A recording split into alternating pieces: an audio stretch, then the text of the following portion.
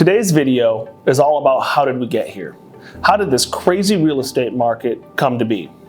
By now we've all heard the stories. House listed for $300,000, 40 showings, 10 offers. House ends up going for $50,000 over list price with a guaranteed appraisal gap, and it will close in a matter of 3 weeks. The story isn't anything new, we've all heard it. What I want to talk about is how did that happen? And to do that, we need to fast forward back to 2008.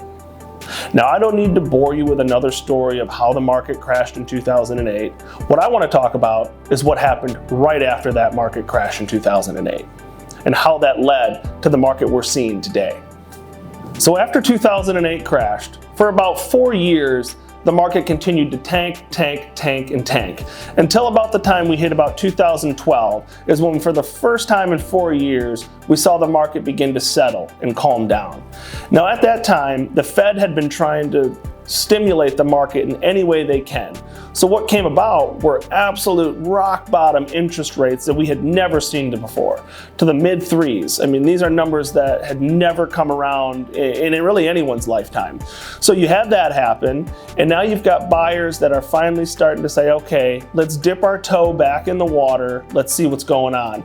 At that same time, foreclosures were becoming a little more fewer and far between, and when they were hitting the market, they weren't these rock bottom prices that we had seen 2 years ago where they were undercutting the market by 20, 30, 40%. Now when these foreclosures were hitting the market, they were a little more aggressive and a little more market value. So we saw some stabilization for the first time in 4 years. At the same time the market crashed in 2008, another industry went up in flames with it, and that's the new construction trade. Many builders lost their jobs pretty much overnight.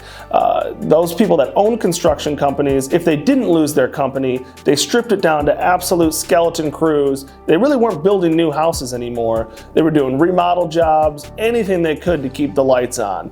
And so here we are, fast forward to 2012, and there's no builders, or very minimal builders, I should say.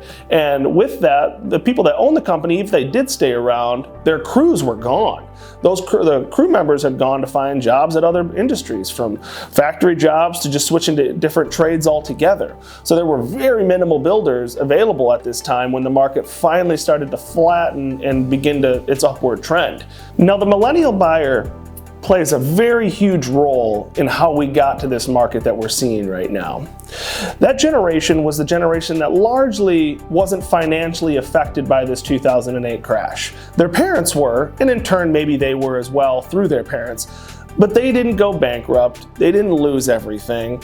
They were mostly in high school or wrapping up college. So 2008 really didn't financially affect them, other than obviously racking up some student loan debt. But if you've ever talked to a lender, student loan debt is looked at a lot different when you're comparing debt to income ratios. They don't nick you as hard for student loan debt. So here we are with a generation that's largely unaffected by this 2008 crash. And things were completely different for them when they stepped out into the real world and got their first jobs. Interest rates had tanked to absolute lows, and you could enter into a home with very minimal down, 3.5% to 5%. So their parents before them, their interest rates were hovering anywhere between 8 to 12%, and they were talking putting down 20% on homes. So when you talk to older generations compared to the millennial generations, they had to do a whole lot more to buy these homes than millennials did. So millennials stepped into this, they got their first job, they have some student loan debt, but they can really buy homes at a very young age for a lot more money than generations previous to them, because they just had access to lower interest rates and lower down payments, which made that a whole lot easier. So here we are with a generation much younger than other generations, ready to buy much more expensive houses than any generation before them. So now we fast forward to 2016, 2017. The market has slowly begun to climb, not anything crazy, just small percentages each year, but we've really started to see a change around that time where the market started taking off.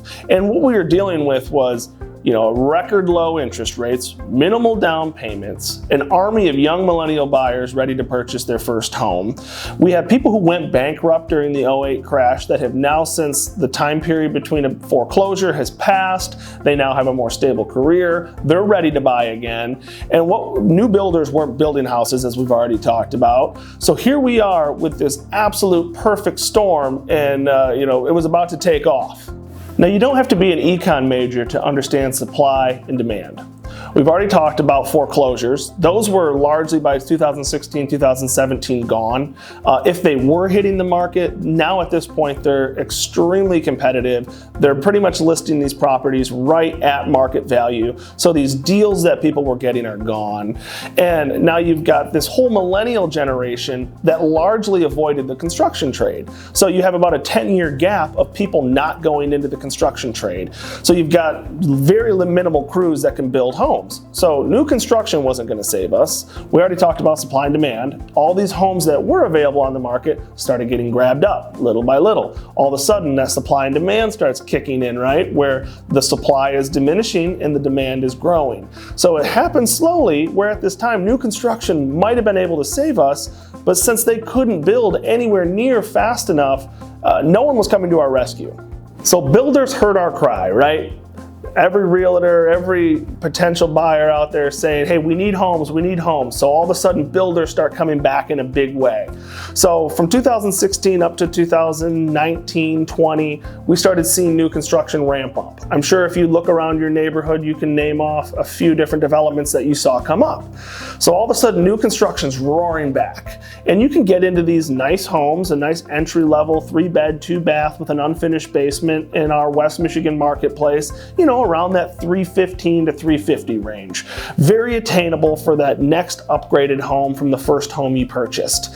So here it is, new construction is throwing us a lifeline, and just about the time that new construction starts to ramp up, all of a sudden prices are going up. Inflation, right? Cost of labor, cost of materials, cost of windows, roofing, you name it. We've all seen it, we've watched the news. Now all of a sudden new construction is unattainable. That same house that a couple years ago was $315 to $350 is now a $500,000 home. So that family that was looking to upgrade from the first home they bought post 2008 recession, now all of a sudden to jump to this new home, you're talking a $300,000 gap from where they just were, and that's unattainable. So we have this huge price gap of how do I upgrade from one home to the next home, and there's just not enough new homes now for people to upgrade. So you have this bottleneck in the market where, yes, I've got a ton of equity in my home. Everyone has equity in their home. Pretty much anyone who's bought their home post 2020, even sometimes in 2021, you're sitting on equity. And sometimes it's a mountain of equity. But the question is, okay, I sell my home, I have a ton of equity, where do I go? I can't jump from this payment right now of $1,000 a month to this new construction payment of $3,000 a month. It's not going to happen. So we have this, again, bottleneck in the market where people don't know where to go. Everyone's got equity. How do I upgrade? So as we've already said, most people are sitting with a lot of equity on their current home, right? The question is, how do I move from this property to the next property? And that's where you need to reach out to someone you know and trust. Contact a realtor that's going to give you the information you're looking for. So everyone's saying, okay, I'm scared of being homeless. I don't want to move and be homeless, right? But what people don't realize is oftentimes you can be pre-approved non-contingent, and that means you can actually be pre-approved to purchase a new home without selling the one you already own. And then comes into question, well, I have this fear of being homeless. Well, in today's market, your home that you're currently sitting on, you're going to be able to sell that as long as you listen to the person you know and trust, and they say your home's going to be able to sell for X. You list it at that price, you're going to get multiple offers, it's going to sell in the first few days. So this fear of ever having a double mortgage, which is a real fear that used to happen a few years ago, that's non-existent today. So that can go by the wayside. But what a lot of people don't realize is the amount of equity you have in your home right now, especially if you bought it, 2012, 13, 14. Honestly, some people even that bought it in 2020, they're sitting on a mountain of equity to the tune of 6 figures. So you take that money, that you just sold your home for, and you put it down on the purchase of your new home, what you're looking at is you're oftentimes at a PMI, which is private mortgage insurance. So that's gone, that lowers your monthly payment, but you also put down so much money on this new home that this huge mortgage payment that you think you're gonna get hit with really comes down to a much more attainable number and allows you to make that move. So instead of getting wrapped up in, oh, I can't purchase a $500,000 home, what you need to look at is by pulling the equity out of the sale of my current home, putting that all down on the purchase of a new home, what is my monthly payment going to look like? And oftentimes, at least my clients, when I'm showing them these numbers, they're shocked. They're saying, oh, I had no idea that by putting all this equity down on a new purchase, that $500,000 home that I thought was unattainable, all of a sudden is very attainable. And this is a new concept for a very younger generation that usually it took 20 years to have that amount of equity in a home. Well, what we've seen is the market rebounded so fast that people are sitting on equity to the tune of numbers that are way, way bigger than we've ever seen accumulate that fast. So people are able to make this next move to a new home much faster and at a bigger number than we've ever seen before too. So instead of writing yourself off as, oh, I can't make that purchase, I can't make that move, talk to someone, get the facts. Knowledge is power, and that's all I'm going to leave you with.